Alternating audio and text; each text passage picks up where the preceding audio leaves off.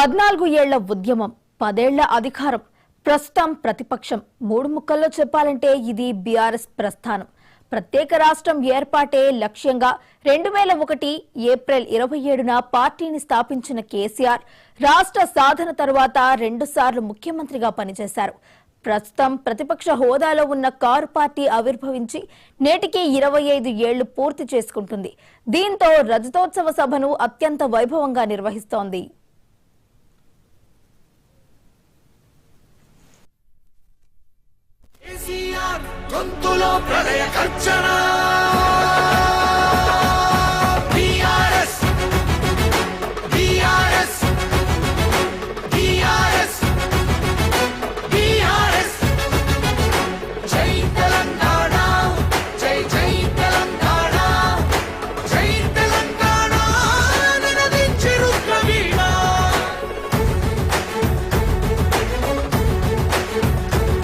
చరిత్ర కడుపున పుట్టింది ఉద్యమాగ్ని శిశువు, అది తెలంగాణ తల రాతను మార్చిన నవవసంత ఋతువు. వివక్ష దోపిడి విలయంలో విలవిలలాడిన వేదన, అస్తిత్వంకై ఆరాటపడిన ఆత్మ గౌరవ భావన, పిడికిలెక్కిన కేసీఆర్ గొంతులో. బీఆర్ఎస్ సిల్వర్ జూబ్లీకి హనుమకొండ జిల్లాలో ఎల్కతుర్తి ముస్తాబయింది. ఈ సభను అత్యంత ప్రతిష్టాత్మకంగా తీసుకున్న కారు పార్టీ తన బలగాన్ని అధికార పార్టీకి మాత్రమే కాకుండా దేశమంతా చూపించేందుకు సిద్ధమైంది. ఇక ఇదే అంశానికి సంబంధించి మరింత సమాచారాన్ని మా ప్రతినిధి రామ్ నరేష్ లైవ్ లో అందించడానికి సిద్ధంగా ఉన్నారు. రామ్ నరేష్, చెప్పండి.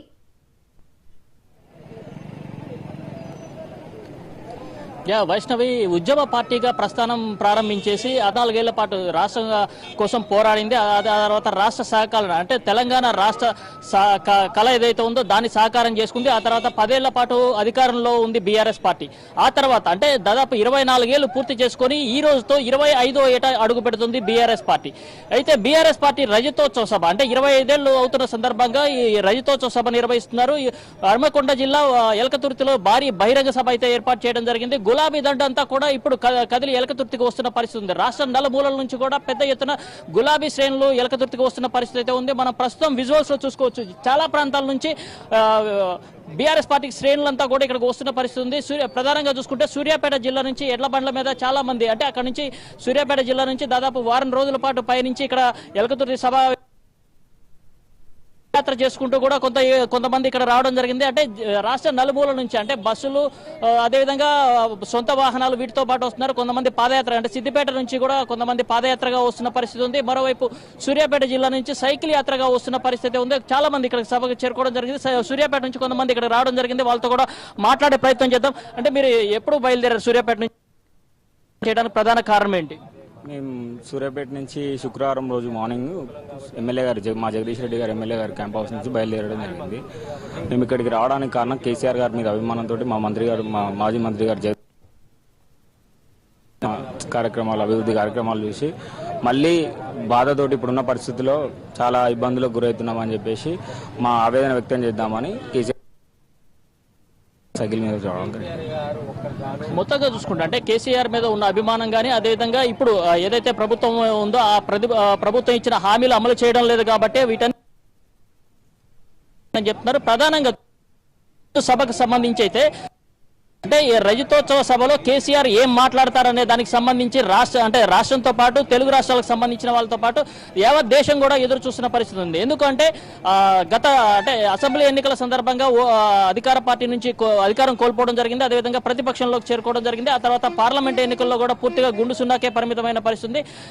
ఈ నేపథ్యంలో ఫామ్ హౌస్ కే పరిమితం అయ్యారు. ఎక్కడ కూడా ఏమి అంటే ఎలాంటి వ్యాఖ్యలు చేయకుండా ప్రభుత్వం మీద విమర్శలు చేయకుండా ఇప్పుడు ఈ రోజు రజతోత్సవ సభతో జనాల్లోకి రావాలని చెప్పేసి నిర్ణయించుకున్నారు. ఈ నేపథ్యంలోనే రజతోత్సవ సభలో కేసీఆర్ ఏం మాట్లాడతారనేది సర్వత్రా అంటే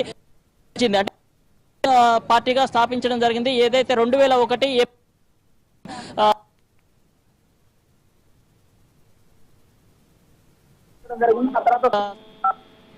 తెలంగాణ రాష్ట్ర సాధన కోసం అని చెప్పేసి ఉద్యోగం వచ్చిన తర్వాత కేసీఆర్ అయితే అధికారంలోకి రావడం జరిగింది. కేసీఆర్ అధికారంలో వచ్చి అంటే 2 దఫా అధికారంలోకి రావడం జరిగింది. ఆ తర్వాత తెలంగాణ రాష్ట్రంలో ఎలాంటి ఇబ్బందులు లేకుండా పాలన సాగించిన పరిస్థితి. ఆ తర్వాత లాస్ట్ అసెంబ్లీ ఎన్నికల్లో మాత్రం పార్టీ ఓటమి పాలైంది.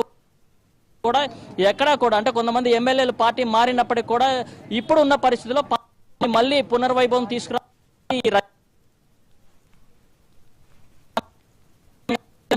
పార్టీలు మారుతున్న పరిస్థితి ఉన్నప్పటికీ కూడా ఎక్కడా కూడా కేసీఆర్ బయటకు వచ్చి విమర్శలు చేసిన పరిస్థితి లేదు. కానీ ఈ రోజు మాత్రం ఈ వేదిక ద్వారా కొన్ని విమర్శలు అంటే ఇటు ప్రభుత్వం పైన కానీ అదేవిధంగా పాలన పైన కానీ విమర్శలు చేసే అవకాశాలు అయితే ఎక్కువగా కనిపిస్తున్నాయి. ఎందుకంటే కాంగ్రెస్ పార్టీ 6 గ్యారెంటీలు అదేవిధంగా 420 హామీలు ఇచ్చింది, ఏ హామీని అమలు చేయలేదు. ప్రధానంగా చూసుకుంటే రైతుల సమస్యలు ఎక్కువగా ఉన్నాయి.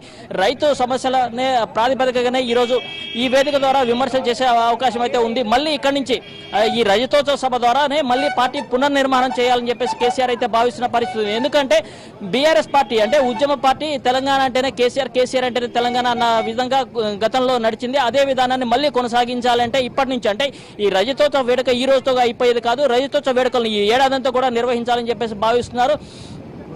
దానికోసం అని చెప్పేసి ఇప్పటికే పార్టీకి సంబంధించి అన్ని జిల్లాలకు సంబంధించిన నేతలతో కేసీఆర్ సమావేశాలు నిర్వహించారు. ఆ తర్వాత ఇప్పుడు ఈ రోజు సభకి రాష్ట్ర నలుమూల నుంచి కూడా పెద్ద ఎత్తున ప్రజలు తరలి రావాలని చెప్పేసి చెప్పడం జరిగింది. ఈ నేపథ్యంలోనే ఈ రోజు సాయంత్రం అంటే 5 గంటలకు ఇక్కడ ఎలకతుర్తిలో సభ అయితే ప్రారంభమవుతుంది. ఇక్కడికి అంటే ఫామ్ హౌస్ నుంచి ఇక్కడ తర్వాత మొదటిగా సభా వేదిక వద్ద ఏదైతే ఏర్పాటు చేసిన అమరవీరుల స్తూపం ఉందో అక్కడ అమరవీరులకు నివాళులు అర్పిస్తారు. ఆ తర్వాత తెలంగాణ తల్లి విగ్రహం ఏదైతే ఉందో అక్కడ విగ్రహానికి పూలమాలలు వేసి ఆయన అక్కడి నుంచి సభా వేదిక నుంచి ఆయన తన ప్రసంగాన్ని అయితే కొనసాగిస్తారు. సాయంత్రం 6 గంటలు 6:30 ప్రాంతంలో కేసీఆర్ కి సంబంధించిన అంటే ఏదైతే ఆయన ప్రజలను ఉద్దేశించి అదేవిధంగా పార్టీ నేతలను ఉద్దేశించే ప్రసంగం ఉంటుందో అది 6:30కి ప్రారంభమయ్యే అవకాశం ఉంది. ఈ నేపథ్యంలోనే రాష్ట్ర నలుమూలల నుంచి బీఆర్ఎస్ శ్రేణులు అయితే పెద్ద ఎత్తున ఎలకతుర్తి సభకైతే వస్తున్న పరిస్థితి ఉంది. ప్రధానంగా చూసుకుంటే ఇక్కడ ఉన్న పరిస్థితులు ఏదైనా చూసుకుంటే మొత్తం రాష్ట్ర నలుమూల నుంచి పెద్ద సంఖ్యలో ఇక్కడికి బీఆర్ఎస్ శ్రేణులంతా వస్తున్న పరిస్థితి ఉంది. ఇక్కడ మనం విజువల్స్ లో చూసుకోవచ్చు. సైకిల్ యాత్ర అంటే సూర్యాపేట నుంచి వచ్చిన సైకిల్ యాత్ర ఏదైతే ఉందో అది సభా మాజీ మంత్రి జగదీష్ రెడ్డి ఇక్కడ రావడం జరిగింది. అక్కడ ఉన్న అంటే ఎవరైతే బీఆర్ఎస్ పార్టీకి సంబంధించి అనుకూలంగా వాళ్ళు అంతా కూడా ఇక్కడ రావడం సైకిల్ యాత్ర ద్వారా ఇక్కడికి వచ్చారు. వాళ్ళని అభినందిస్తున్న పరిస్థితి ఉంది. ఎందుకంటే ఎర్రటి ఎండలు సైతం లెక్క చేయకుండా అటు ఒకవైపు కొంతమంది అక్కడి నుంచి సాయంత్రం వరకు ఇక్కడికి భారీ ఎత్తున ఇక్కడికి బీఆర్ఎస్ పార్టీకి సంబంధించిన శ్రేణులంతా పెద్ద సంఖ్యలో వస్తారు. మరోవైపు రాష్ట్ర వ్యాప్తంగా కొన్ని ప్రాంతాల్లో అంటే బీఆర్ఎస్ పార్టీ సభ ఏదైతే ఉందో ఆ సభకు వస్తున్న కొంతమందిని బస్సుల్ని పర్మిషన్ లేదని అడ్డుకుంటున్న పరిస్థితి అయితే ఉంది.